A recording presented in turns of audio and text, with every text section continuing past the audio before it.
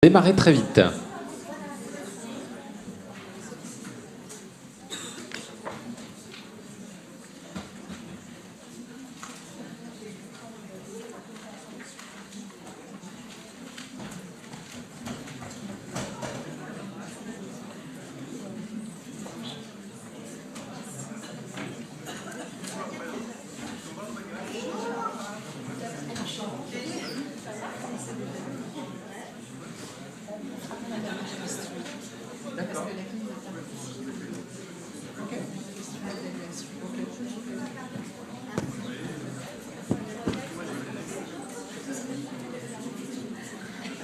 Non, mais là, j'avais fait exprès qu'elle soit gentille. La dernière question. Que peut-on attendre de régulateur? Vous ne vouliez pas d'objection? Non, parce qu'en fait, c'est vrai que l'autre table ronde, c'était ce que vous êtes content de la table ronde. Enfin, un peu compliqué. Mais là, non. Je sais pas, ma présidente est déjà partie. Oui, moi, je trouve que c'est bien, là.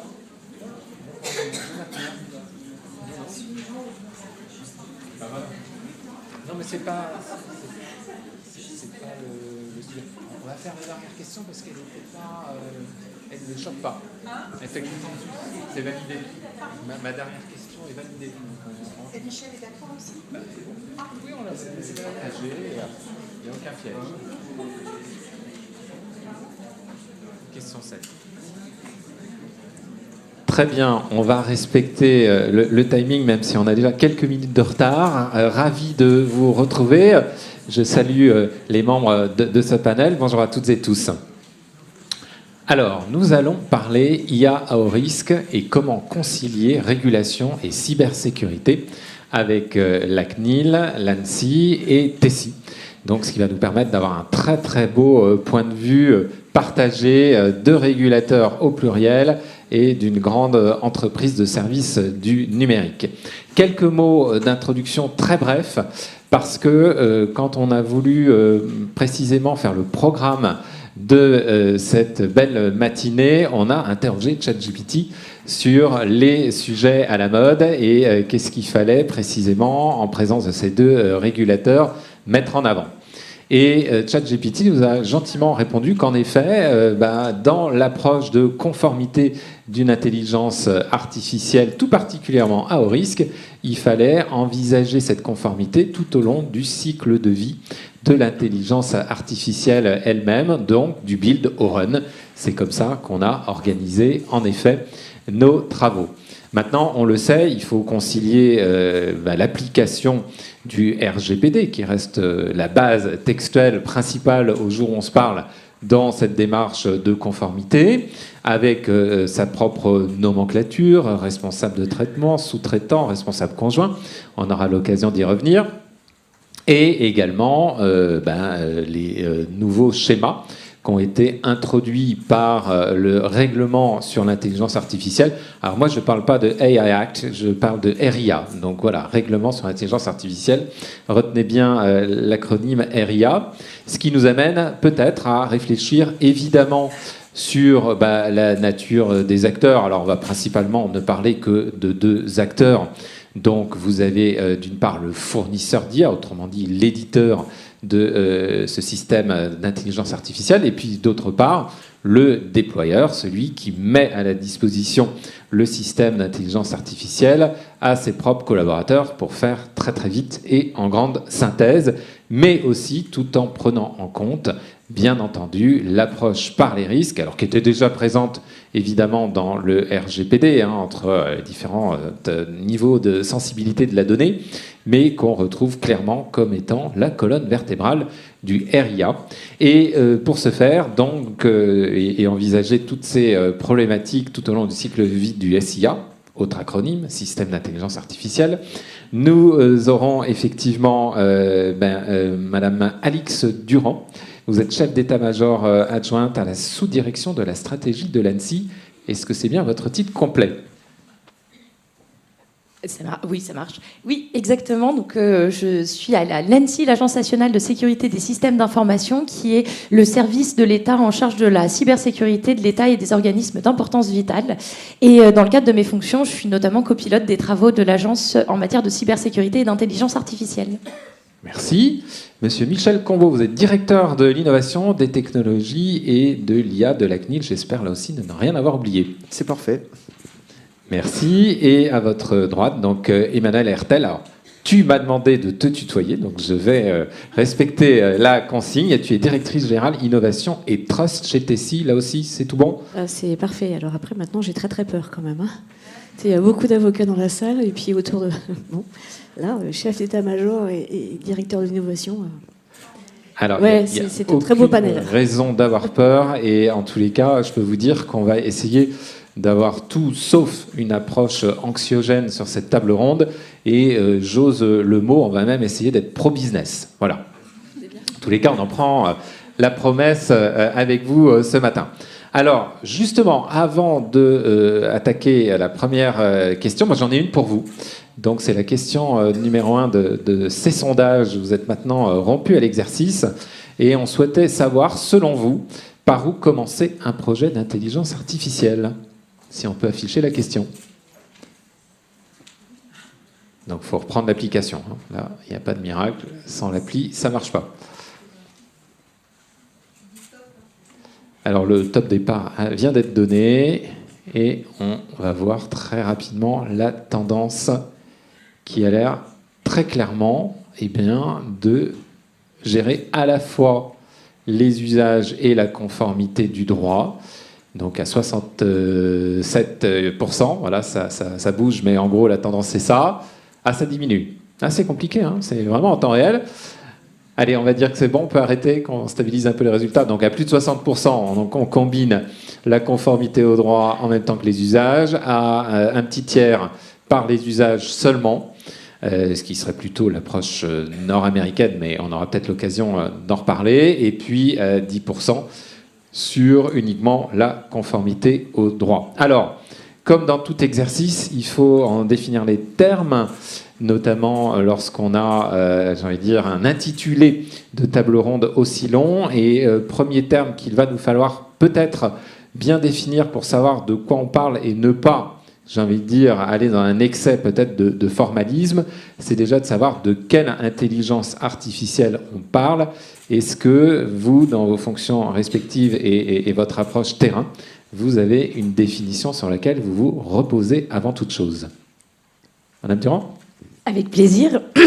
Donc le terme d'intelligence artificielle, il est apparu en 1956 et depuis, toute innovation technologique qui va en faveur d'une meilleure automatisation des systèmes informatiques prend le nom d'intelligence artificielle. Nous, en matière de cybersécurité au sens strict, tous les systèmes d'automatisation du traitement de données ne nous posent pas des challenges particuliers en matière de cybersécurité. Donc ce qu'on va regarder quand on parle d'intelligence artificielle, on va regarder nous à la fois les données, le modèle, mais également l'infrastructure dans laquelle le système d'intelligence artificielle est implémenté. Et pour ce qui est du modèle, on va plutôt s'intéresser aux techniques d'apprentissage profond, parce que c'est celles-ci qui posent des défis nouveaux en matière de cybersécurité. Donc la définition nous qu'on donne d'un système d'intelligence artificielle, elle est très technique. C'est les méthodes statistiques d'apprentissage inscrutables. D'abord parce qu'elles ont une nature statistique, ça veut dire que c'est pas parce qu'elles ont donné 99 fois la bonne réponse que la 100e fois la réponse sera bonne. Donc en matière de cybersécurité, sur le plan technique, c'est un vrai défi. L'apprentissage, parce que ces systèmes-là, ils sont paramétrés au travers d'une phase d'apprentissage et sur des données. Donc ça, c'est aussi un défi en matière de cybersécurité. Et l'inscrutabilité, c'est le fameux fonctionnement en boîte noire. L'IA, elle donne une réponse, mais on ne sait pas comment est-ce qu'elle a décomposé mathématiquement le problème pour donner cette réponse-là. Et donc, c'est l'ensemble de ces trois caractéristiques, statistique, apprentissage et inscrutabilité, qui nous posent des défis nouveaux en matière de cybersécurité. Merci, c'est très très clair. Est-ce que la CNIL est parfaitement alignée avec cette approche ? Oui, bien entendu, sachant que nous, on va regarder les systèmes d'intelligence artificielle, enfin modèles et systèmes, hein, qui sont deux choses un petit peu différentes par le prisme de l'utilisation des données personnelles. Il faut bien rappeler, tant le RGPD que la loi informatique et liberté vont regarder tout ce qui est l'utilisation des données personnelles, et l'IA, finalement, c'est un gros logiciel pour résumer. Et donc nous, on va regarder effectivement l'utilisation par les systèmes et modèles des données personnelles, à la fois dans la partie développement, dans la partie déploiement, et nous assurer en fait de la conformité de l'utilisation de ces systèmes et modèles avec le droit.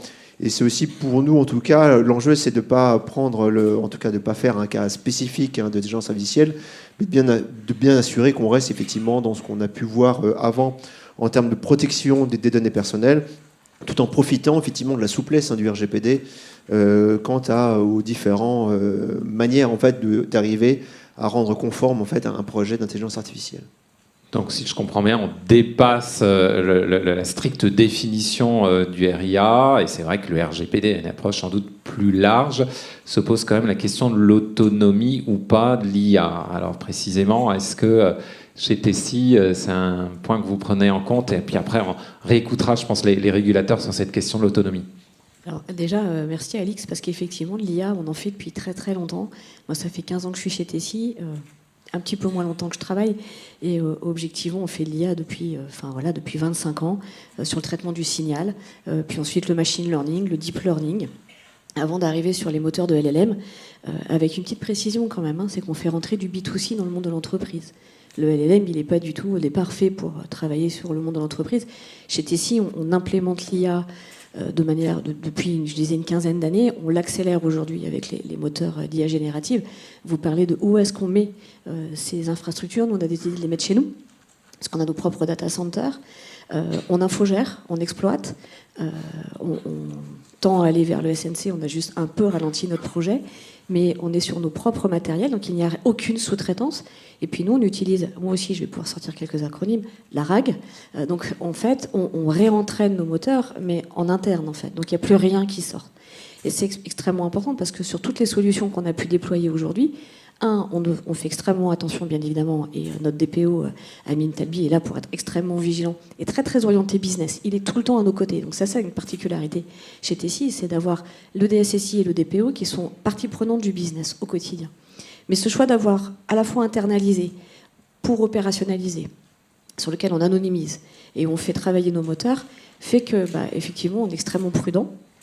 Mais on ne peut plus faire abstraction de ça, en fait. Ces technologies-là, si on veut pouvoir vendre, justifier que tout le monde soit autour de la table, c'est-à-dire qu'il y a des entreprises qui travaillent, eh bien, il faut qu'on aille vers non seulement ces technologies, mais qu'on les fasse de manière intelligente. Et l'infogérance que nous avons décidé de faire, je pense, fait partie de ces sujets. Alors justement, sur le fait qu'une IA puisse ou pas être autonome, je crois, Monsieur Cambou, que vous souhaitiez réagir sur ce sujet-là. Oui, alors je pense que l'enjeu, c'est de quand on regarde pour nous, ce qui est important du côté CNIL et RGPD, on pourra aussi évoquer le sujet du RIA, qui sont aussi deux approches finalement complémentaires. Du point de vue du RGPD, l'enjeu en fait posé par l'IA, surtout l'enjeu des décisions automatisées, qui dispose d'un cadre assez spécifique. Les décisions automatisées, vous pouvez faire de l'IA ou pas, avec un simple algorithme simple qui n'utilise ni réseaux neuronaux ni méthode probabilistique.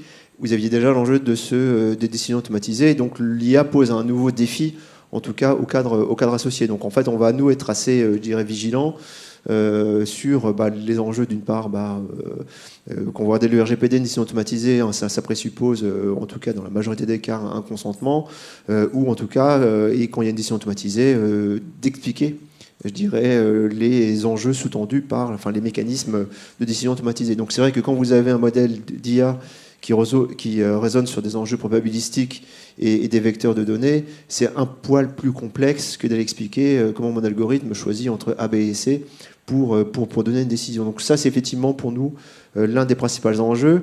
Et quand vous regardez le RIA, avec le fait que, par exemple, pour les modèles à haut risque, vous devez avoir un encadrement humain, justement pour vous assurer effectivement que le système d'IA, en tout cas d'être capable d'expliquer aussi la manière dont le système d'IA fonctionne, on voit bien qu'on a quand même deux logiques complémentaires qui viennent aussi ne pas interdire, bien entendu, l'enjeu et l'autonomie des systèmes d'IA, par contre viennent encadrer la manière dont ces systèmes d'IA vont décider, vont apporter en tout cas, notamment en utilisant des données personnelles, vont impacter en fait, je dirais, la vie des citoyens. Donc l'enjeu, on a déjà un cadre, l'enjeu est de voir comment l'IA fonctionne en fait dans ce cadre-là. Emmanuel, je crois que tu voulais rebondir. Oui, par rapport à ça, il y a aussi l'intelligence des collaborateurs dans l'entreprise. C'est-à-dire que tout s'appuie sur ce que l'on met en place. Si vous voulez, j'ai pris des anti-sèches parce qu'on a fait des tests sur l'IA et d'aller un peu travailler. On a fait sur des candidatures. Donc effectivement, alors, je le redis, sur nos infrastructures, je ne vous refais pas le discours pour ne pas me faire taper dessus, mais sur un échantillon de 1000 candidatures pour un poste d'ingénieur logiciel, On cherchait des ingénieurs. Est-ce que vous avez une petite idée de combien l'IA a automatiquement rejeté de candidatures féminines? Non, parce qu'elle est misogyne en plus, l'IA, bien évidemment. Hein, elle est misogyne et raciste. Ça dépend du poste, j'imagine. Ingénieur d'informatique. Oui, c'est ça, donc plutôt technique. Ouais. 30%. Notre IA, mal entraînée, c'était 30%, contre 10% de candidatures masculines, à même niveau de compétences techniques similaires, évaluées par des tests, bien évidemment, objectifs ultérieurs avec lesquels on a pu travailler avec la RH. Mais en fait, vous vous rendez bien compte que l'entreprise, elle n'est pas... Alors, excusez-moi, je suis un peu crue, mais l'entreprise, elle n'est pas débile. Quand elle voit ça arriver, qu'on exclut 30%, elle se pose des questions, elle ne laisse pas l'IA décider en réalité. Et je trouve que réguler est important. Faire aussi confiance à l'intelligence de l'entreprise est aussi une donnée essentielle.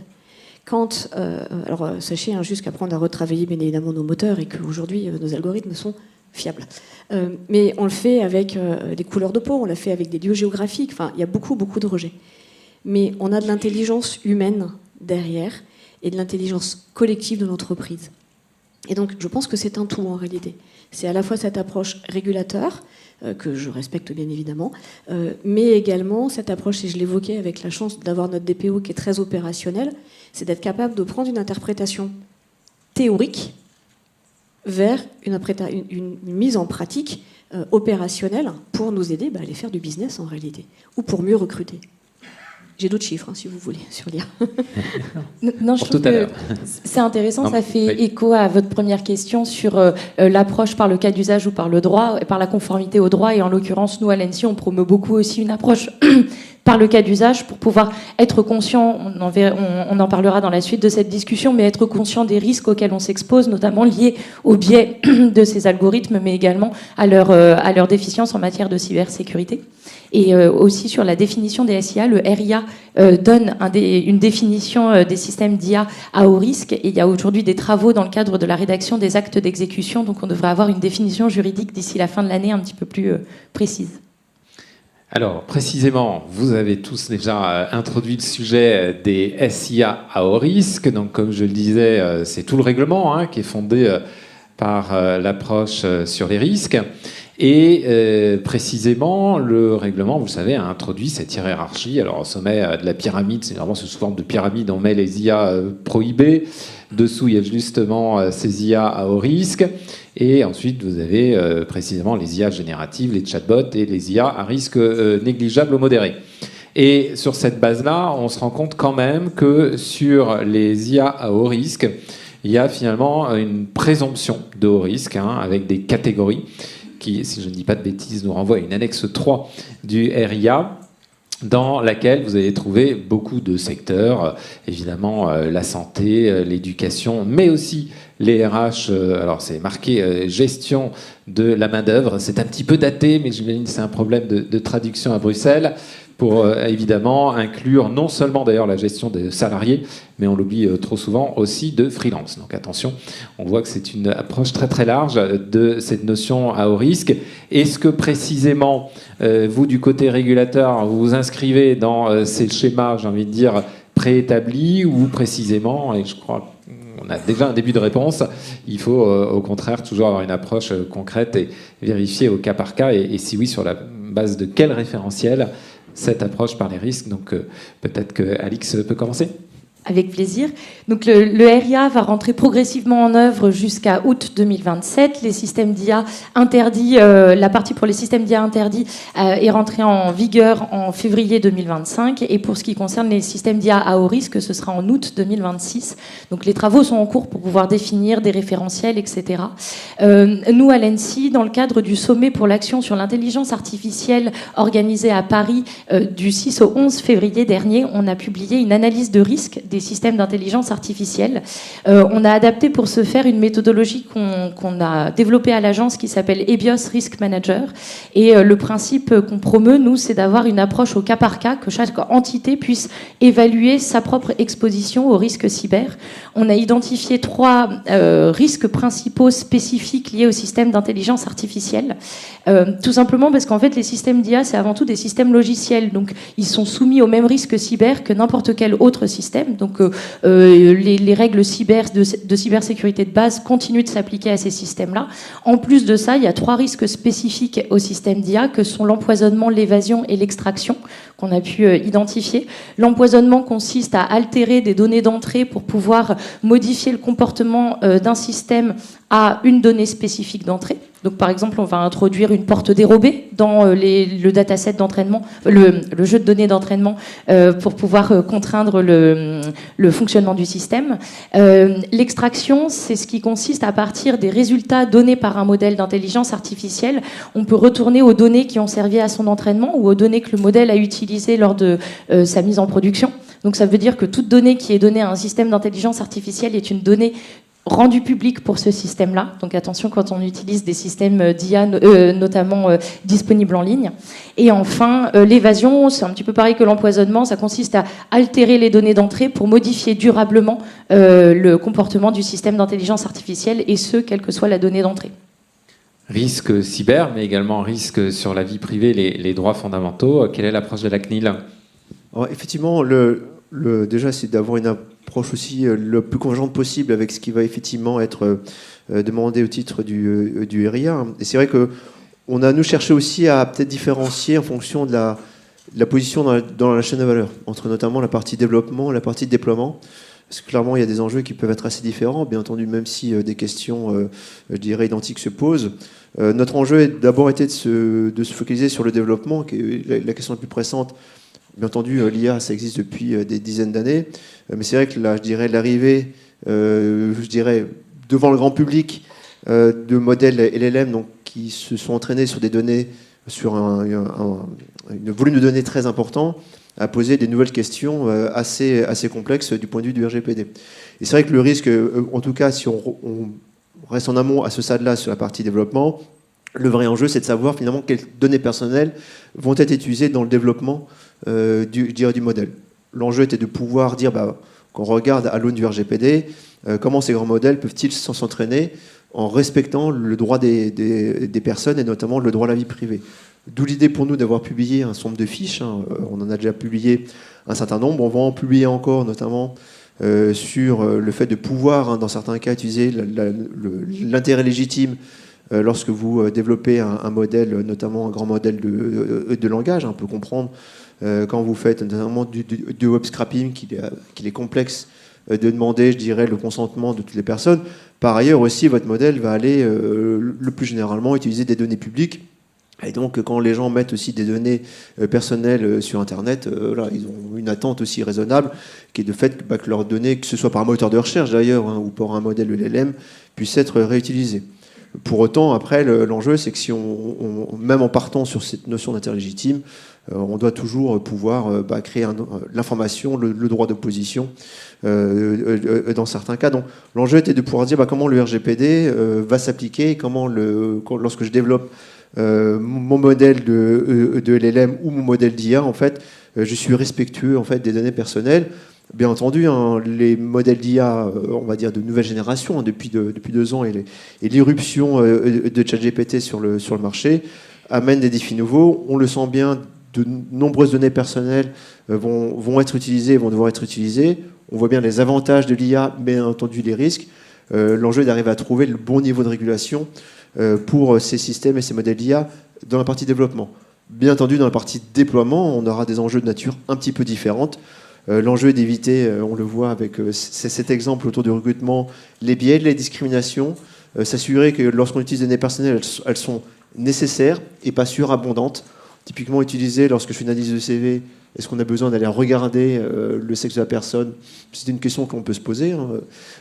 Et ça, ce sont des actions que l'on va au quotidien faire avec les acteurs qui vont déployer des modèles pour justement essayer de prévenir le maximum les risques, que ce soit effectivement les risques de biais, les risques de discrimination, surtout le risque d'utilisation surabondante de données. L'enjeu, c'est bien d'utiliser les données nécessaires et suffisantes pour les systèmes d'IA et bien entendu de préserver les droits en termes d'information, de position des usagers, mais d'adapter ce cadre, bien entendu, qui est quand même flexible aux enjeux et aux défis de l'intelligence artificielle. Alors nous, on le voit sur la fraude beaucoup, puisqu'on a développé aujourd'hui ce qu'on appelle un observateur de la fraude, le métier de Tessier. Alors je vous invite à aller regarder ce que fait Tessier, mais Tessier est un expert des processus métiers. Donc on traite pour les banques, pour les assurances, pour le service public, pour tout le monde, de l'entrée en relation avec énormément de documents. Vous l'avez dit, une abondance d'informations. Et on voit de plus en plus de cas de fraude, de plus en plus difficiles à détecter, puisque de mieux en mieux fait. Mais on a des algorithmes, on a travaillé autour de l'IA pour pouvoir détecter cette partie-là. Vous avez raison sur les CV. Pourquoi demander le sexe? Mais en réalité, parce qu'à côté, on doit avoir tant de femmes, tant d'hommes. Donc il y a beaucoup d'informations qui se recroisent pour pouvoir trouver et traiter les processus. Mais il est vrai qu'on voit qu'on a énormément d'informations et que l'IA, elle nous permet de traiter encore plus vite ces informations. Et si on est malveillant, alors c'est un bonheur en fait. Alors, c'est l'heure de la deuxième question que nous allons vous poser à vous, public. Est-ce que vous pensez que la réglementation actuelle sur l'IA à haut risque est suffisamment claire pour les entreprises et les organisations? Alors, on a commencé de débroussailler un peu le sujet, mais si on lit simplement les deux textes qui nous intéressent ce matin, RGPD et RIA, ça m'intéresse d'avoir les tendances. Qu'est-ce que vous en pensez vraiment de ces textes?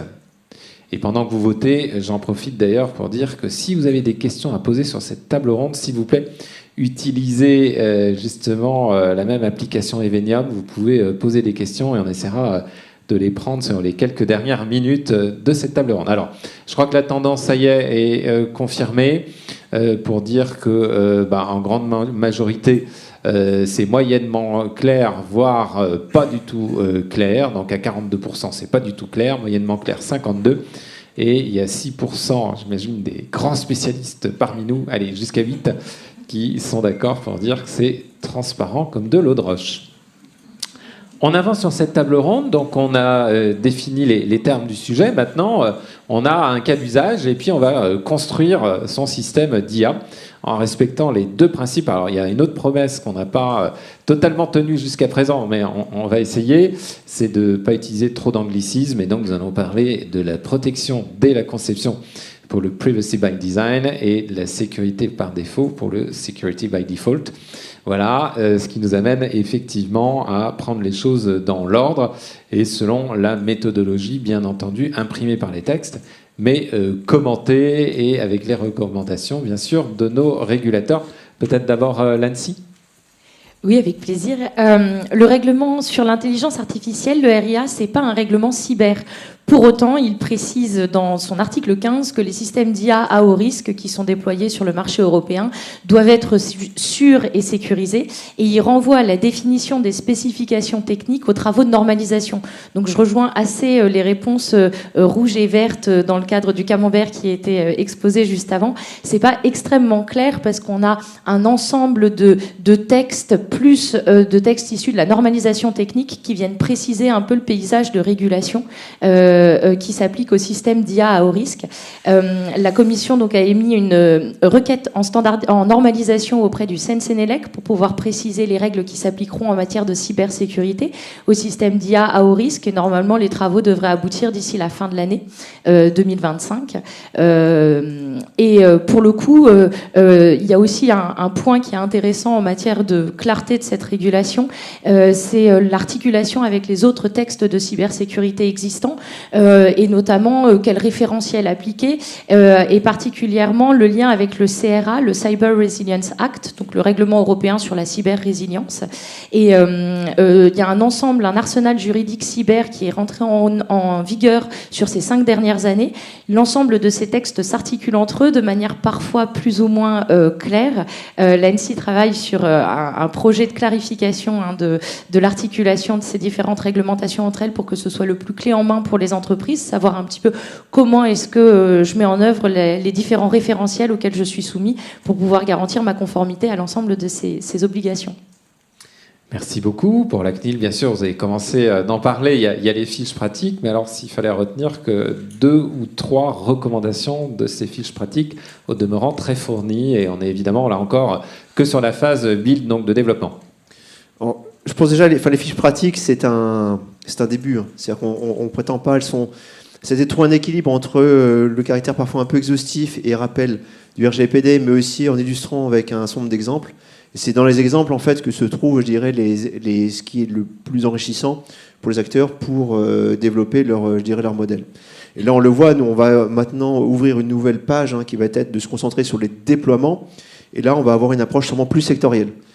Clairement, lorsque vous développez une IA dans le secteur du travail et de l'emploi ou dans le secteur de l'éducation, il y aura des approches différentes. Pourquoi? Parce que vous serez sur des intersections de réglementation. Et c'est là pour nous, en fait, je dirais l'enjeu que l'on voit, en parlant effectivement, et nous, on aime bien accompagner les projets dès le départ. Et c'est vrai que pour rebondir sur le sondage, de réfléchir à la fois à l'usage, mais aussi à la conformité, c'est un élément essentiel, parce que quand votre usage est développé et que vous n'avez pas réfléchi à la conformité, c'est très complexe de refaire le service. Et si vous n'envisagez que la conformité, vous ne démarrez pas l'usage, parce que vous allez être effrayé par votre capacité à vous mettre en conformité. Le vrai enjeu qu'on va le voir, en tout cas dans le déploiement de l'IA, ça va être souvent d'avoir 2 voire 3 réglementations spécifiques à respecter. Bien entendu, quand vous allez utiliser des données personnelles, le RGPD, donc nous on a les fiches, c'est des propositions concrètes pour pouvoir avancer. Vous aurez votre réglementation sectorielle, par exemple, vous aurez dans le monde du travail le droit du travail, et vous aurez le RIA, pour voir est-ce que votre système est à risque ou non, est-ce qu'il est un usage interdit ou non, et quels sont après les enjeux pour pouvoir vous conformer. Bien entendu, la CNIL va travailler et vous aurez soit 2, voire même 3 autorités, une autorité de surveillance du marché, la CNIL pour le RGPD et par exemple le ministère du Travail ou ses agences pour vous conformer au droit du travail. Donc on va, nous, un vrai enjeu qu'on aura au niveau national pour travailler avec les autres agences et régulateurs. Et au niveau aussi européen, pour pouvoir, par exemple, ce que l'on fait avec les commissions européennes et avec nos homologues européens, pour dire RIA et RGPD, comment arriver à mutualiser un certain nombre de choses. Quand vous ferez une analyse d'impact de votre système de haut risque au sens du RIA, comment en tirer le maximum pour votre propre analyse d'impact au titre du RGPD, en matière de transparence, en matière d'information, comment mutualiser au maximum les obligations. Je pense que du point de vue des régulateurs, nous avons une obligation de résultat pour essayer d'aboutir à la réglementation la plus simple possible du côté entreprise. Du côté entreprise, et je dirais les 42% en fait, du rouge l'expriment bien, ça va être assez complexe, pour ne pas dire plus, pour pouvoir développer des systèmes d'IA. Et on le voit, il y a quand même un vrai enjeu en termes de bénéfices pour les entreprises et aussi de bénéfices des citoyens, à essayer d'avoir, je dirais, la mise en place la plus simple possible. Beaucoup de travail, en tout cas, donc, au niveau national, entre agences et régulateurs, et au niveau international, pour pouvoir arriver à mutualiser, en tout cas à mettre en œuvre de manière coordonnée, ce qui n'est pas simple, plusieurs réglementations lorsqu'on va développer des systèmes d'IA.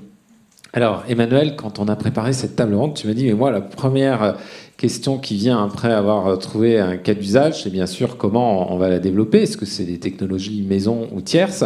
Ce qui amène à cette délicate question que j'évoquais rapidement en introduction sur ton niveau de responsabilité. Donc, RT, ST, pardon, responsable de traitement, sous-traitant, et peut-être fournisseur / déployeur. Alors déjà, ma première réaction, c'est encore un acte, encore quelque chose qu'il va falloir qu'on respecte, encore un truc. Donc c'est vrai que quand on fait du business, quand on est une entreprise commerciale, ça se rajoute, et vous l'évoquiez à l'instant, on remet encore quelque chose, et sans critique aucune, c'est juste, on a développé, et finalement cet IA Act, il arrive même presque très tard par rapport à déjà les avancées que nous avons déployées. Et un élément, c'est moi, un coup je suis responsable de traitement, un coup je suis fournisseur, un coup je suis responsable, un coup je suis un tout petit peu responsable, mais finalement vachement beaucoup quand même. Et ma position, c'est de considérer que je suis responsable tout le temps. Comme ça, au moins, c'est plus simple. Voilà. Et je prends mes responsabilités. Nous, je l'évoquais, on est un métier qui gère des processus métiers, que ce soit en tant qu'éditeur de logiciels ou en tant que prestataire de services. Donc, on est des fois des deux côtés de la barrière. Mais avec une seule volonté, c'est de responsabiliser énormément, de contrôler ce que l'on développe de manière extrêmement forte. Alors je vais parler sous couvert d'Amine, mais privacy by design, on est RGPD par défaut ou l'inverse, selon comment. Mais par définition, c'est et par défaut et par design. Avec un enjeu aujourd'hui, vous l'évoquiez, c'est que l'IA a extrêmement avancé et qu'on n'avait pas vraiment de cadre, qu'on était déjà en train de déployer ou de développer. Donc, des fois, faire un petit rollback, c'est pas si simple, parce que c'est très coûteux pour l'entreprise. Et puis, on a un autre sujet, et après, je répondrai à ta question, Eric, mais c'est qu'on a beaucoup de compétiteurs qui ne sont pas que des compétiteurs français, qui sont des compétiteurs même européens, et je ne parle même pas des compétiteurs américains, qui n'ont pas nécessairement les mêmes règles que les nôtres, parce qu'il n'y a pas d'uniformité. On parlait du SNC tout à l'heure, quand je vais faire une production en Allemagne, j'ai plus les mêmes contraintes que celles que j'ai en France, que quand je suis en Espagne, c'est pas les mêmes réglementations, et que donc on est en plus face à des pays qui sont des pays amis, mais qui ne sont pas nécessairement alignés. Et donc, des fois, on se pose aussi la question de où est-ce qu'il faut se placer pour être compétitif sur un marché qui est en mouvement, à la fois en mouvement, une révolution technologique, et en mouvement de contraintes légales. Que je le redis, je le respecte parfaitement, c'est pas le sujet. Le sujet, c'est juste de se mettre 10 secondes à notre place dans nos baskets, où on doit faire du business, on doit garder des employés et continuer à recruter, être extrêmement compétitif sur un marché qui est, d'un point de vue business, challengé par à la fois le régulateur, à la fois les lois, autres que l'ANSSI ou la CNIL, d'autres lois qui peuvent nous encadrer, et c'est pas simple. Ensuite, le choix de faire de l'IA, par exemple, nous on a fait un choix très poussé sur les LLM, qui ne sont que de LLM open source, libres de droit commercial, que nous pouvons infogérer et exploiter. Donc on n'a pas de ChatGPT finalement, on n'a pas de sous-traitant. Ça c'est un point important, c'est-à-dire ce choix d'internaliser au maximum et de faire travailler nos équipes d'ingé sur ce sujet-là. Et puis ensuite, on a un autre point qui est, lui, plutôt larvé, c'est ce qu'on appelle le shadow IA. C'est tout ce qu'on voit déployer chez nous, et vous le faites tous, sans exception. Tous. Je veux même pas croire. Alors, à part à l'ANSSI, parce qu'on n'a pas le droit au téléphone portable quand on rentre dans les locaux. Mais le point, il est que tout le monde, à un moment, pose une question au ChatGPT, à Gemini, à n'importe qui. Éviter le moteur d'Elon Musk, il n'est pas bon. Et ça va tellement vite, en plus, qu'on ne peut même pas l'arrêter. Donc, nous, on a fait le choix de ne pas arrêter nos collaborateurs sur ça. On a, par contre, des règles qui sont extrêmement contrôlées. Il n'y a pas de données personnelles. Il n'y a pas d'informations personnelles qui sortent. Et alors, on n'utilise certainement pas les données de nos clients. Mais on a fait le choix de laisser nos développeurs développer avec l'IA qu'ils estiment être la meilleure pour aller le plus vite. Et je ne sais pas si vous avez suivi, alors je ne vais pas parler de la nouvelle version du ChatGPT qui est sortie il y a 15 jours, et donc dorénavant vous êtes tous des auteurs japonais. Le point il n'est pas là, le point il est qu'en début d'année c'était Copilot. Bon, vous avez essayé Copilot, vous avez tous changé pour autre chose. Après c'est parti sur Claude. Claude c'était le meilleur moteur de développement. Puis maintenant, c'est Gemini 2.0 parce qu'ils ont sorti une nouvelle version, et comme ils vont tous super vite, de toute manière, si on l'arrêtait, on serait mort. Donc le principe, c'est de jamais laisser données personnelles. Ce n'est pas des éléments qui partent en prod. Là, je parle bien de développement logiciel. Par contre, c'est des bouts de code qui sortent. Donc il faut faire extrêmement attention au code qui sort. Donc le code qui est central, il n'a pas le droit de partir en IA. Par contre, des petits bouts de code d'interopérabilité, oui, bien évidemment, on accélère nos développeurs avec ça. Donc on l'a vu, protection évidemment des données personnelles, mais aussi du savoir-faire et de la propriété intellectuelle T6, qui est évidemment une autre dimension au sujet, non négligeable d'un point de vue business, bien entendu. Alors, je souhaitais avoir votre avis sur, d'après vous, quel est le risque principal associé à ces IA à haut risque, qui va permettre ensuite d'orienter la suite des débats, même si je vois l'heure affreusement avancée. Si on peut afficher donc la question 3, s'il vous plaît.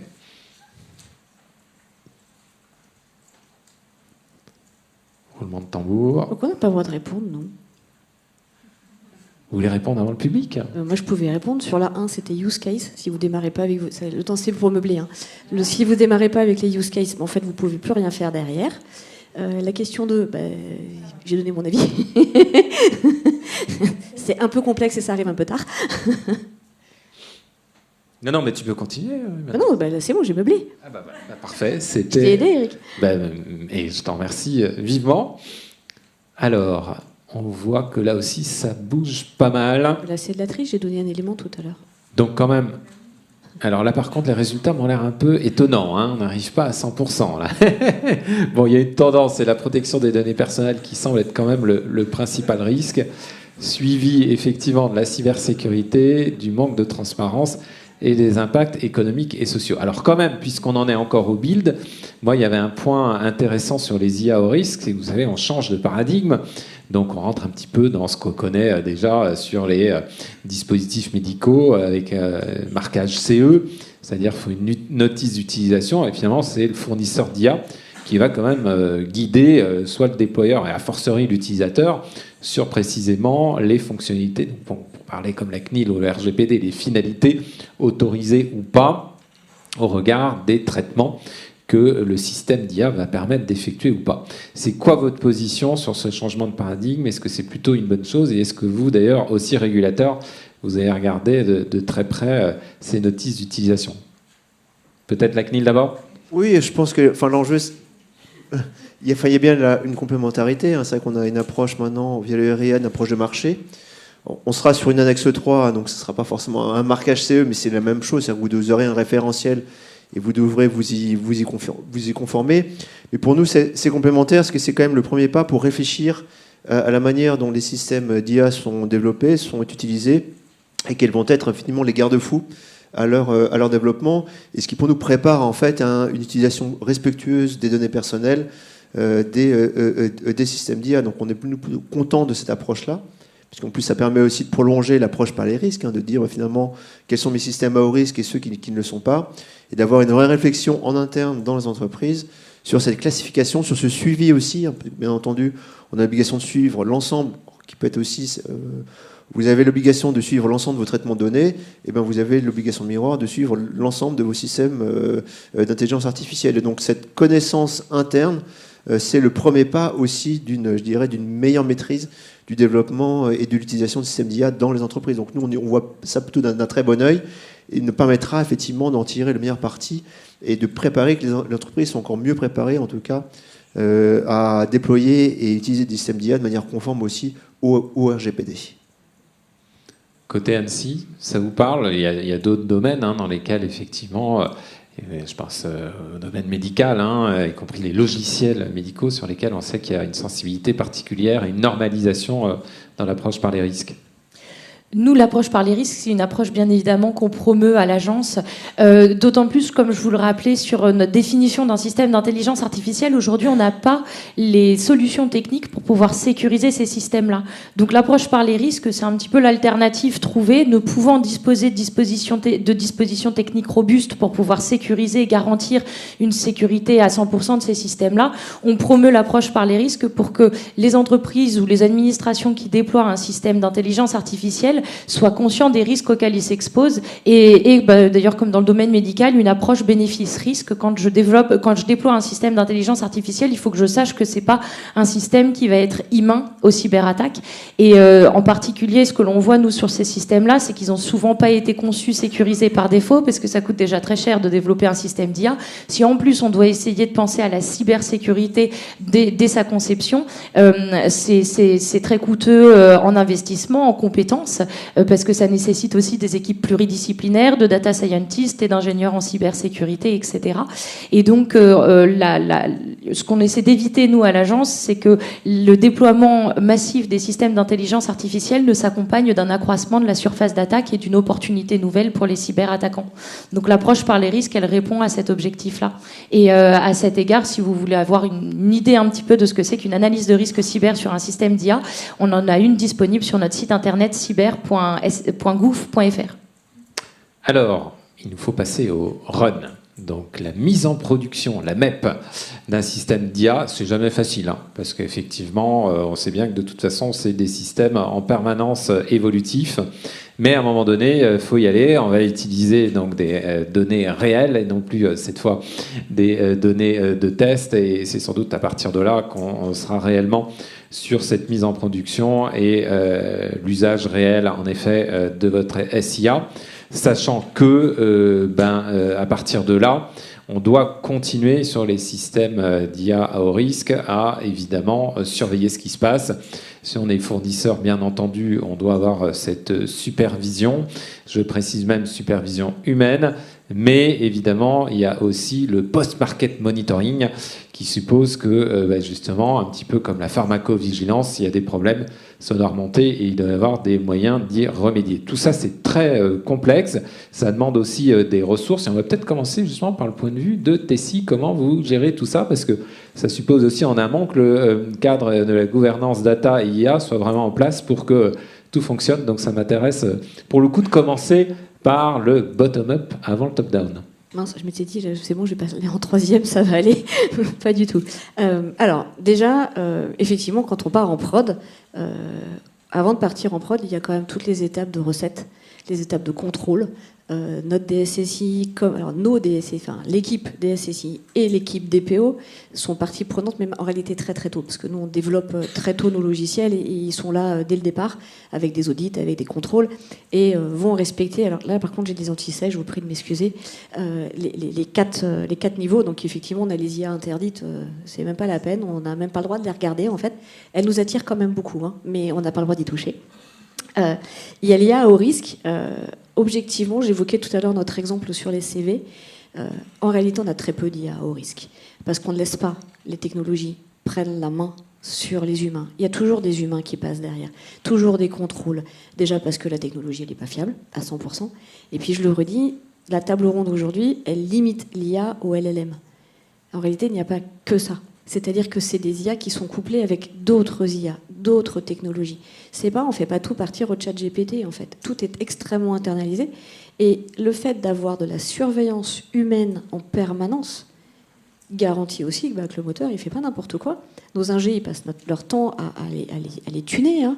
Vous avez tous vu quand vous faites des prompts, si vous ne faites pas évoluer votre prompt régulièrement, en réalité, la performance n'y est pas. Nous, on a un industriel, on a des SLA. Donc on a des délais de livraison à respecter auprès de nos clients qui sont extrêmement courts. Donc bien évidemment, plus on va contrôler, mieux on sera bon en production.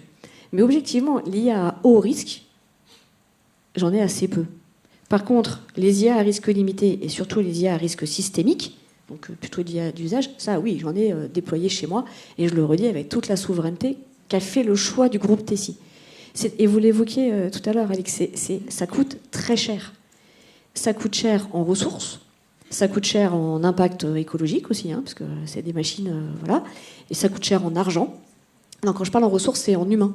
On parlait de main-d'œuvre tout à l'heure, donc ça coûte cher en main-d'œuvre, ça coûte cher en matériel, sur des matériels qu'on n'arrive pas à se procurer. Parce que, en l'occurrence, on n'est pas OpenAI, donc quand on dit bonjour, vous voudrez acheter 5 serveurs, on nous regarde, on nous rigole dessus. Donc il y a cette notion d'être capable d'apporter la souveraineté, et donc ce run, il est presté de bout en bout par Tessie. Ce choix-là, on est très très peu à avoir pu le faire. Et même des compétiteurs qui appartiennent à des antennes de l'État n'ont pas fait ces choix-là. Se sont mariés avec Orange, se sont mariés avec Thales, se sont mariés donc avec Google pour aller opérer. Nous, on a fait ce choix d'internaliser. Et donc, d'un coup, le run, il est couplé de l'humain. Alors justement, c'est ma question 4, il faut que les entreprises soient soumises à des audits réguliers, parce qu'on va entendre bien sûr la CNIL et l'ANSSI, mais si le run, à la limite, il n'y a que les notifications en cas de violation de données qui sont faites auprès de la CNIL, c'est qu'il est déjà finalement d'une certaine manière trop tard, et que votre IA d'ailleurs, je ne sais pas ce qu'elle vaut encore sur le marché. Donc précisément, on voit que oui, il y a une grosse majorité en faveur de ces audits pour s'assurer aussi qu'il y a un point de vue extérieur et que ça tienne la route. Alors justement, c'est quoi le point de vue de la CNIL là, par rapport à cette phase du run ? Je pense que nous, on est en tout cas pleinement conscient qu'il y a déjà un vrai enjeu que l'humain doit rester quand même au centre du déploiement. À la fois, bien entendu, parce qu'on parle effectivement de traitement de données, notamment de traitement de données personnelles, pour bien comprendre et bien analyser l'ensemble de la chaîne de responsabilité. Parce que quand vous êtes dans le run, vous aurez potentiellement un fournisseur, quelqu'un qui va héberger votre système, et vous-même qui allez injecter des données, et notamment des données personnelles, dans ce système-là. Donc déjà, de bien, effectivement, comme pour tout traitement de données, de bien analyser en fait la chaîne de responsabilité, qui fait quoi. C'est un élément essentiel. Hein. Si vous, bien entendu, vous y mettez la surcouche du RIA, notamment si c'est le système au risque, vous aurez des obligations d'encadrement humain pour le déploiement du système. Mais l'enjeu est de bien s'assurer effectivement de la bonne maîtrise de l'utilisation des données personnelles. C'est vrai que l'IA pose un vrai enjeu parce qu'on change d'échelle, on change de vitesse, et c'est de pouvoir conserver en tout cas cette maîtrise en fait du système et s'assurer que derrière on fasse les meilleurs efforts pour comprendre les données qui sont utilisées, notamment lorsqu'on est en run, de voir quelles sont les données que l'on a qui vont être utilisées dans le système, donc de maîtriser cette qualité des données, de travailler sur leur sécurité, par exemple en utilisant des technologies d'amélioration, de renforcement de la vie privée en bon français, pour pouvoir, en fait, par exemple, pseudonymiser ces données-là par différentes techniques et s'assurer d'ailleurs que quand le modèle va utiliser en run, ces données-là, elles seront mieux protégées, de sécuriser, on le sait, on parle de violation de données, quand vous aurez ici des systèmes d'IA qui vont mettre beaucoup plus de données, de continuer à sécuriser, en fait, les données personnelles que vous allez utiliser et de vous assurer que vous maintiendrez les enjeux, en tout cas d'information, de transparence,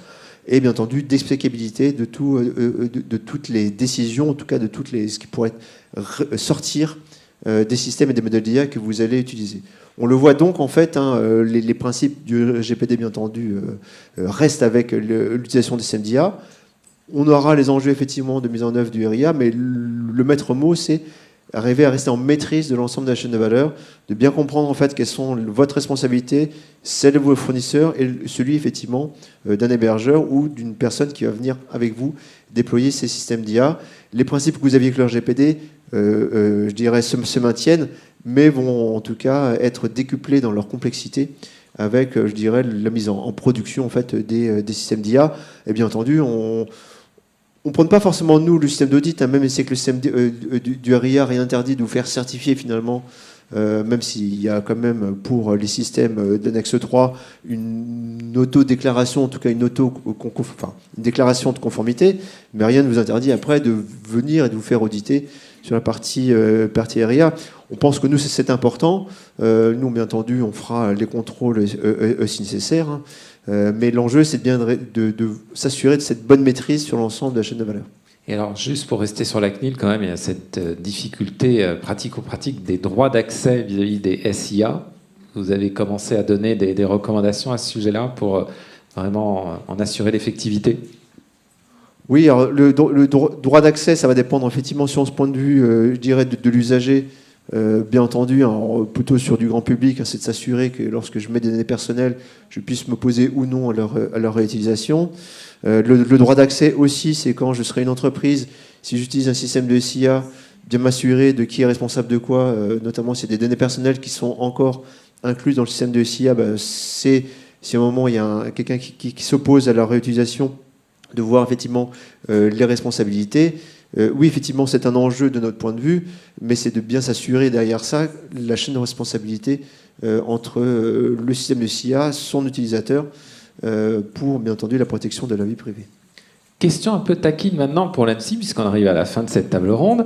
Est-ce qu'il faut être entité essentielle pour avoir votre aide sur les SIA en run ? Entité essentielle, j'imagine, au titre de NIS 2 ? Absolument. Tout à fait. Aujourd'hui, on travaille sur l'explicitation de l'articulation entre le RIA, NIS 2, donc Network Information Security, la directive européenne, le CRA, le Cyber Resilience Act, CSA aussi, Cyber Security Act. Il y a tout c'est ce que je vous disais au tout début de cette table ronde, un arsenal juridique cyber qui s'est mis en place, qui a été conçu pour être interopérable. Encore faut-il pouvoir descendre dans le détail des différents référentiels et de leur compatibilité et de ce qu'ils impliquent chacun. Donc je n'ai pas la réponse à votre question aujourd'hui, elle ne saurait tarder bien évidemment.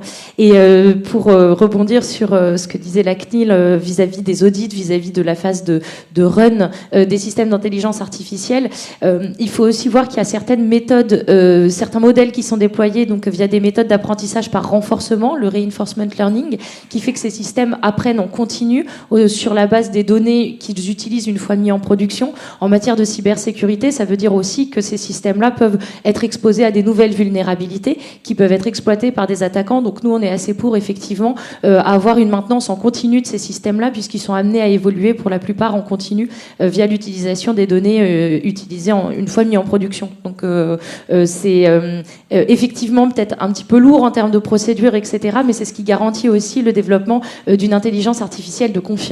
Donc innovation et cybersécurité ne sont pas incompatibles. La cybersécurité est la condition de l'innovation de confiance, je dirais.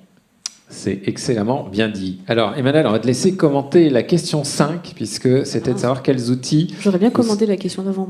Alors, non, je t'en prie, on va quand même afficher la question 5. Voilà. Mais on t'écoute. Quel outil Non, mais tu peux commenter la question d'avant. Non, je disais, j'étais en train de me dire, en fait, c'est hyper... Alors, franchement, vous êtes brillante, donc c'est hyper intéressant à écouter. Mais imaginez, vous aussi, c'était juste parce que je vous ai parlé, pardon, vous vous rendez compte pour une entreprise que ça représente Enfin, juste de s'entendre 30 secondes et de se dire, mais moi, vous êtes autour de la table ici présent parce que je suis une entreprise et que donc vous existez tous en termes de travail parce que nous, on fournit et les textes, et en fait, on a des compétiteurs qui ne répondent pas à tout ça. Et on est désarmé en réalité parce qu'on va devoir... Et ça a un coût. C'est un coût qui se répercute aussi sur le coût de nos offres et face à la compétition et face... Alors, mon propos va être provocateur, mais en fait, il est presque du cœur. C'est l'hypocrisie autour de tout ça. C'est-à-dire que nous, derrière, on a Microsoft qui se déploie partout avec son Teams, où ça part de partout et ils n'ont pas les mêmes règles que les nôtres. Je vous invite à regarder, vous utilisez tous WhatsApp, on est tous hyper formés à respecter ces règles. Regardez, je vous invite juste à regarder la nouvelle version de WhatsApp et les nouvelles conditions d'usage de WhatsApp qui utilisent l'IA. Regardez, et en fait, nous, on est désarmés face à ça. Et je trouve que ça pourrait être une autre table ronde, un autre débat, mais quand on vous entend, et franchement, je pourrais boire vos paroles tellement vous en parlez bien, et Amine, je l'aime bien, mais le point, il est que, en tant qu'entreprise, quand on rajoute ça, plus ça, plus ça, plus ça, plus l'égalité, le RSE, et en fait, c'est hyper difficile. Mais on va y arriver, hein. Alors justement, pour se réarmer, on souhaite, du moins dans le public, qu'il y ait plus d'outils d'auto-évaluation de la conformité pour y parvenir. On verra sur la dernière question d'ailleurs quels outils en particulier, mais aussi des recos pratiques. Là, franchement, la CNIL a déjà bien déblayé et montré la voie pour, en tous les cas, faire cette IA responsable et éthique, et puis effectivement, si possible, un accompagnement renforcé des autorités, voire une certification obligatoire sur les systèmes d'IA au risque. On a vu que, tous les cas, on en prend bien sûr le chemin. Eric, on a répondu tout à l'heure, en fait. Parce que tu me disais, est-ce que tu veux que je commente cette phrase-là ? Le point, vous avez tous répondu, 86%, en fait, c'est le cerveau de nos collaborateurs. C'est l'intelligence de l'entreprise. C'est les contrôles, bien évidemment, mais vous avez compris que moi, j'ai foi en l'être humain, en réalité. Quelqu'un qui veut frauder ou quelqu'un qui ne veut pas respecter les règles, vous aurez beau lui mettre toutes les règles du monde, il fraudera, et voilà. Nous, on est à des années-lumière de cette philosophie-là. Mais quand on dit des outils d'auto-évaluation de la conformité, le fait, je réinsiste, d'avoir un DPO, d'avoir un DSSI, qui soit, mais avec les opérationnels, moi, mon DPO et mon responsable de la conformité, il est sur le plateau avec mes développeurs. Il vit avec eux. Alors par contre, il est incorruptible. On essaie de lui filer des chocolats, mais il veut pas. C'est lui qui nous en donne. Mais Léo, il est là, il travaille avec nous au quotidien. Et en fait, le point clé, il est les outils d'auto-évaluation, de cette capacité à se réguler et à se contrôler. Bien sûr qu'il faut des règles, bien sûr qu'il faut des cadres, comme pour tout le monde, mais l'intelligence de l'entreprise, l'intelligence collective, enfin, je ne connais pas une entreprise qui a pignon sur rue, qui a décidé d'aller faire des trucs débiles demain matin. Elle fait extrêmement attention en réalité, parce qu'elle a une réputation sur le marché, et qu'elle sait que si elle veut gagner des parts de marché, elle doit le respecter. Et donc, ensuite, qu'on nous fasse des recommandations, qu'on nous explique vers où on doit tendre, oui, mais de là à vouloir systématiquement, tout le temps, nous enfermer, et nous enfermer de bonne volonté, c'est-à-dire de bienveillance, peut devenir économiquement extrêmement dangereux, surtout en ce moment. Alors, 6e question, faut-il renforcer la supervision humaine sur les IA à haut risque ?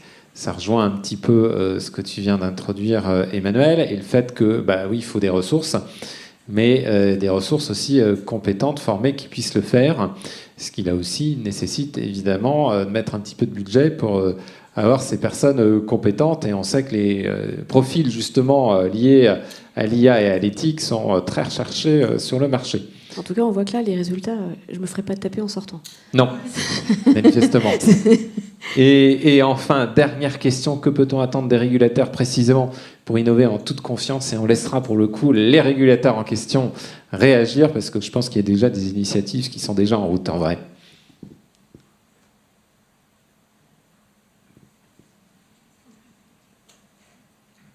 Donc vous aviez le choix entre des bacs à sable réglementaires, une hotline réglementaire, un modèle d'analyse d'impact sur les droits fondamentaux, voilà, c'est ce qui manquait, et des notices types d'information pour les systèmes d'IA à haut risque. Peut-être la CNIL d'abord ? Je dirais c'est un peu tout mon capitaine. Et c'est vrai que la CNIL met déjà en œuvre l'ensemble de ces dispositions. Bien entendu, bac à sable, là, on est dans notre 4e exercice sur les bacs à sable, sur la Silver Economy. On en a fait un, le celui d'avant était sur justement les systèmes d'IA pour accompagner des projets un peu d'innovation, de développement dans ce domaine-là. Hotline réglementaire, on le rappelle, bien entendu, les DPO ont leur ligne en direct avec la CNIL et même leurs services spécialisés et spécifiques aux DPO pour accompagner, répondre à toutes les questions qui peuvent se poser, notamment dans le déploiement de l'IA. Les modèles d'analyse d'impact, bien entendu, la CNIL a publié tout ça.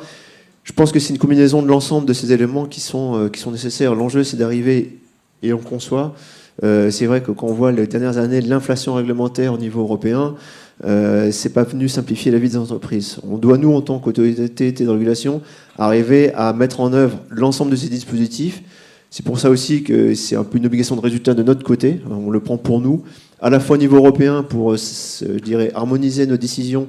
Dire que le RGPD, c'est un texte européen, mais parfois on peut avoir des mises en œuvre un peu différenciées. Donc il y a un gros travail en 27 au sein du CEPD, donc du Comité européen de la protection des données, pour essayer d'harmoniser nos pratiques, de les coordonner avec les autres titres de textes. RIA, c'est un peu notre actualité d'ailleurs, comme l'ANSSI le fait avec l'ensemble des textes cyber. Et par ailleurs, nous, on essaie de s'articuler avec l'ensemble des réglementations sectorielles, avec bien entendu l'autorité des marchés financiers, avec la CPR, avec l'ensemble des ministères, pour s'assurer que finalement, on ait une vision commune de la manière de mettre en œuvre les choses. Et ça, c'est un vrai enjeu, et un enjeu qui en tout cas, s'est renforcé. Et bien entendu, on s'articule aussi avec l'autorité de la concurrence. On sait qu'il y a des enjeux de concurrence. Il y a eu la semaine dernière une publication d'une décision de l'autorité de la concurrence sur laquelle on a travaillé, bien entendu, avec elle, puisque ça impliquait l'utilisation de données personnelles et de mécanismes de protection des données personnelles, justement pour arriver à une vision commune et s'assurer que l'entreprise, elle aura, au lieu d'avoir 3 réponses différentes de 3 régulateurs différents, elle aura une réponse commune. Ça, c'est effectivement l'enjeu qui ne figure pas. Ce sera effectivement les guichets uniques, ou en tout cas les guichets coordonnés de réponse quand vous êtes effectivement dans le monde bancaire, d'arriver à avoir une réponse coordonnée entre différents types de régulateurs. Et on travaille bien entendu avec l'ANSSI pour se coordonner. C'est ce que Mais ça, on le fait naturellement au quotidien sur les enjeux de cyber et de protection des données parce que les approches sont bien entendu complémentaires. Alors l'ANSSI, précisément ? Eh bien, tout à fait. Je rebondis. Effectivement, on travaille conjointement avec la CNIL, notamment pour que nos recommandations soient alignées et cohérentes et éviter que vous ayez des packs de recommandations complètement disjoints et qui seraient compliqués à interpréter. Et puis, par ailleurs, nous, on est effectivement très engagés, comme je vous l'ai répété, dans l'effort de pédagogie autour de l'explicitation en matière de cybersécurité des référentiels techniques qui s'appliquent alors aux EEI dans le cadre de NIS 2, aux produits qui sont soumis au Cyber Resilience Act, au SIA à haut risque dans le cadre du RIA. Et ça se traduit très concrètement aussi par notre implication dans la commission normalisation intelligence artificielle de l'AFNOR, l'Agence française de normalisation, qui représente la voix française au niveau européen. Et dans cette commission de normalisation, il y a à la fois des institutionnels, la CNIL en fait partie, l'ANSSI également, mais il y a aussi des académiques, il y a aussi des représentations d'intérêts privés, d'entreprises, etc. Donc ce qui permet aussi de pouvoir confronter des expertises, et les instances de normalisation aujourd'hui constituent un dialogue, des instances de dialogue pour pouvoir permettre de représenter les intérêts privés, les intérêts du régulateur, etc. et essayer d'aboutir à des règles qui soient les plus adaptées à la réalité aussi économique et éviter que ça devienne un frein à l'innovation, à la compétitivité des entreprises dans un contexte d'extraterritorialité du droit que vous avez très bien mentionné tout à l'heure, Emmanuel. Alors, je ne vois pas de questions dans ConnexMe. Ah bon, bah alors, faut les afficher. Je les vois pas là. Alors, la Commission européenne a annoncé récemment un projet de simplification du RGPD pour les sociétés de taille réduite. Si ce projet aboutit, quelles conséquences anticipez-vous? Alors, a priori, il n'y aurait plus de registre, plus d'analyse d'impact à faire pour les TPE, peut-être même les PME. C'est ce que j'ai cru comprendre de mes échanges avant même, d'ailleurs, le début de nos travaux. Oui, c'est effectivement un projet que l'on a vu, sur lequel on a échangé, bien entendu, avec la Commission européenne. On a un peu, nous, partagé, puisqu'on a un peu l'impression de prendre, finalement, des symboles que sont les enjeux de registre ou même je dirais, d'information, alors qu'on le voit bien, le registre est un outil, parce que l'obligation qui serait de s'assurer que l'ensemble des traitements de données, y compris au sein d'une PME, sont légaux et sont bien menés, elle reste. Le registre est un outil au service de cet objectif-là.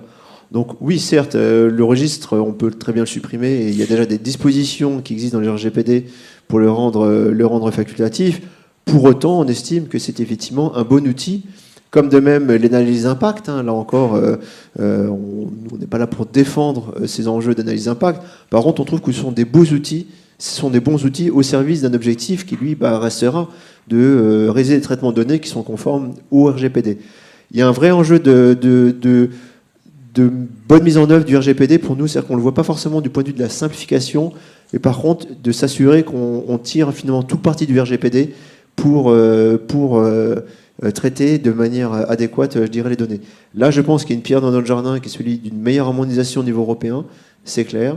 On le voit, l'IA nous a fait penser à des nouvelles questions sur la manière effectivement d'utiliser l'ensemble des outils du RGPD au service du développement des entreprises. Donc j'ai envie de dire finalement les simplifications, pourquoi pas, mais on pense que ce sera peut-être même un peu contre-productif vis-à-vis des PME.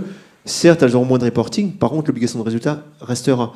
Et si demain même vous dites, voilà, les entreprises de moins de 250 ont plus d'obligation de DPO, le DPO, ça reste quand même, je dirais, la première personne, enfin, l'outil essentiel humain au service de la protection je dirais, des données personnelles. Avant de revenir à la CNIL, je prends la question sur 42001, donc, qui est cette norme effectivement de management vertueux, on va dire, de l'intelligence artificielle. Peut-être le point de vue de l'ANSSI ? Oui, donc l'ISO 42001, c'est un petit peu la norme de référence qui existe aujourd'hui. Il y a eu une requête en normalisation de la Commission européenne l'année dernière visant à préciser, en tout cas pour l'article 15 cybersécurité du RIA, les spécificités techniques en matière de cybersécurité qui s'appliquent au système d'intelligence artificielle.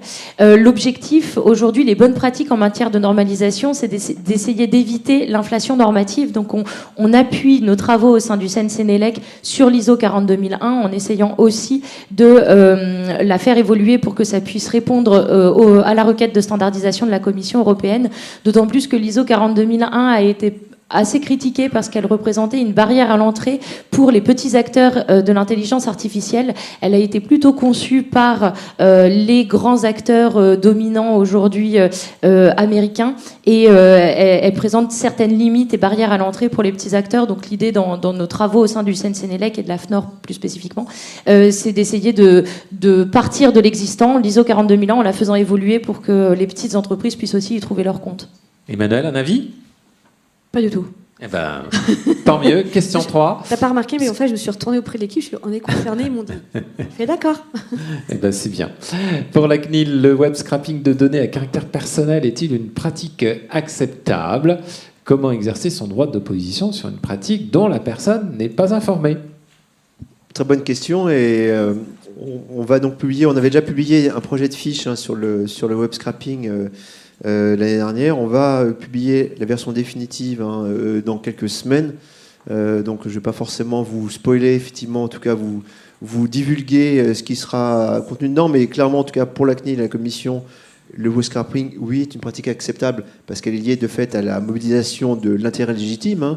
Et c'est vrai que quand vous développez un système d'IA qui, pour son entraînement, nécessite énormément de données, et notamment des données publiques, l'intérêt légitime peut être mis en œuvre avec, bien entendu, un certain nombre de garanties, et notamment sur le web scrapping, donc sur la transparence, c'est-à-dire sur l'information sur les sources de données ou le type de source de données. Ça va dépendre aussi du type de données, de leur volumétrie, pour permettre aux personnes d'exercer leur droit d'opposition. Même la CNIL avait fait des propositions d'un registre, de dire, voilà, venez vous inscrire sur un registre, comme ça les gens sauront effectivement les moteurs SMDIA qui se développent au travers du web scrapping. Mais il y a aussi, on le rappelle, le fait qu'en principe, les sites qui publient des données peuvent s'opposer au web scrapping avec des techniques qui peuvent être, en tout cas, nous, on estime que ce sera une obligation, que dès lors que le site qui héberge des données personnelles s'oppose au web scrapping, que cette opposition, en tout cas du site, soit respectée par les systèmes d'IA. Donc plusieurs manières, effectivement, quand vous mettez des données sur un site, vérifiez est-ce qu'il s'oppose ou non au web scrapping. Ce sera déjà une première indication du fait que les données puissent se retrouver dans un modèle ou un système d'IA. Tout ça sera publié et détaillé dans la fiche dans les prochaines semaines.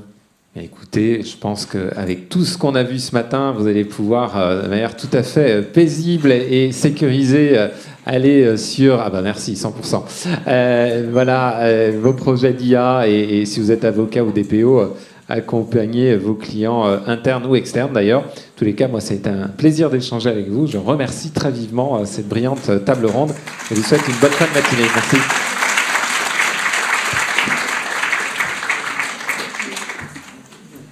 Merci beaucoup. Je vais inviter à nouveau notre vice-président à clôturer notre matinée du DPO. On va peut-être prendre des photos avant ou on les prendra après ? Après, on les prendra après. On va laisser donc notre vice-président... Ah, tu restes avec nous pour la photo ? 1 minute. 1 minute. Voilà.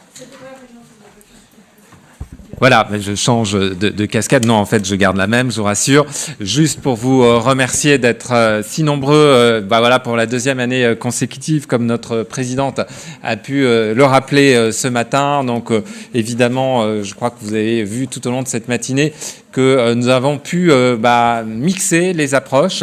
Approche, bien sûr, métier, business. C'est très important pour le club DPO. Il faut rappeler que le club DPO, à l'origine, et le reste, bien entendu, c'est un club d'affaires. Donc l'idée, c'est bien entendu de rester proche des métiers, des opportunités de marché, mais aussi d'aller vers l'innovation. Et c'est vrai que d'une certaine manière, il n'y a pas d'innovation sans une certaine forme de rupture, sans être nécessairement disruptif. Il faut rester ouvert.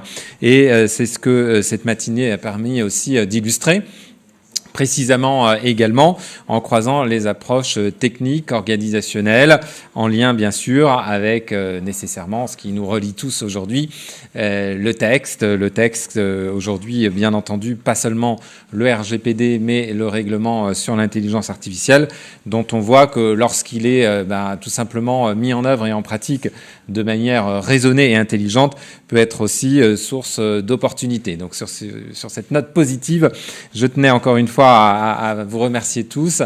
Bien entendu, vous avez possibilité de rester en contact avec nous tous et sachez que vous avez là notamment une adresse email qui permet parfois aussi dans l'usage de vos fonctions de nous alerter aussi dans votre pratique de DPO sur les problématiques que vous pourriez rencontrer. Donc n'hésitez pas, on souhaite aussi être un club qui soit d'une certaine manière à l'aide des DPO.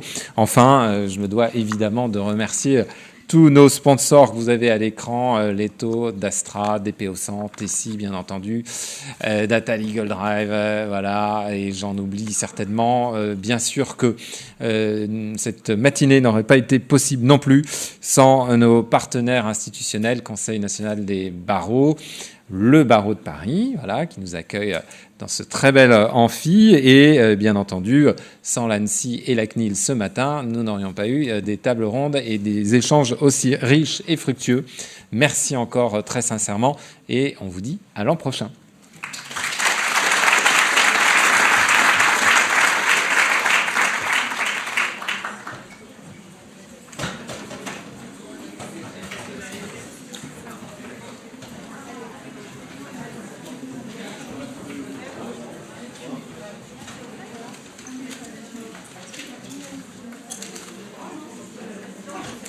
Ça va, j'ai fait court, hein.